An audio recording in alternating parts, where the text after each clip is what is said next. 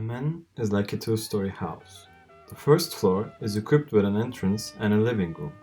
On the second floor is every family member's room. They enjoy listening to music and reading books. On the first underground floor is the ruin of people's memories.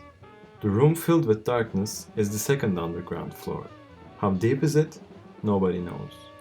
Going down to the first underground floor, people can write novels and music. However, I believe that such works cannot move people's hearts, F. Scott Fitzgerald said. If you want to tell a story which is different from others, use words that are different from others. Thelonious Monk's music is so unique that we cannot believe he played his music with popular instruments such as the piano. The depth of this kind of art can move people's hearts. These artists found a way to go down to the deep underground floor. Says the world-renowned author Haruki Murakami. He himself has also found a way to go down to the deep underground floor and to touch his readers' hearts. But what came before this novelist was a 20-something-year-old who loved jazz and tried to make a living by operating a jazz bar in his motherland, Japan. The history of the jazz scene in Japan is a rather complicated one. Jazz started to sprout in the 1920s, got banned in the 30s, was deemed to be enemy music during the Second World War, and exploded afterwards.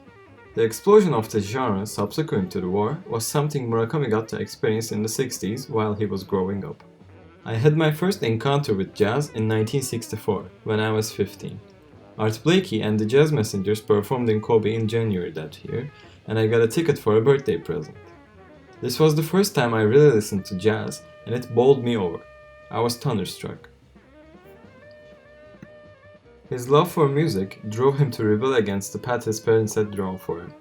Instead of starting to work in Mitsubishi as they had intended, he married in his 20s and opened the aforementioned jazz bar named after his cat, Peter Cat. He has stated many times that his intent was not to become a novelist at that point, but the countless days and nights listening to his vinyl collection got him thinking. Something like my own music was swirling around in a rich, strong surge. I wonder if it might be possible for me to transfer that music into writing. That was how my style got started, he says.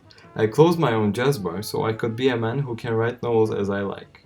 I was pleased about that. This pleasure was connected to the pleasure of writing.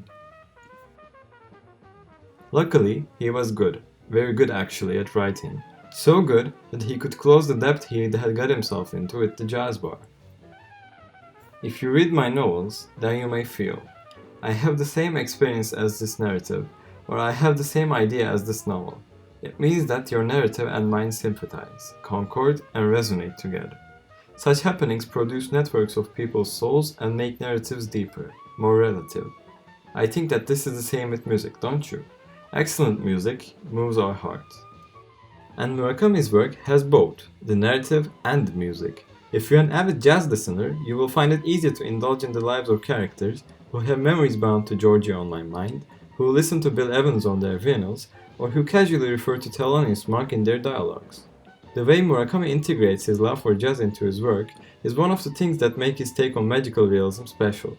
He connects the readers to their day-to-day lives in the midst of a surreal plot lines by referencing what the author and the audience have in common, their love of music, and specifically, their love of jazz.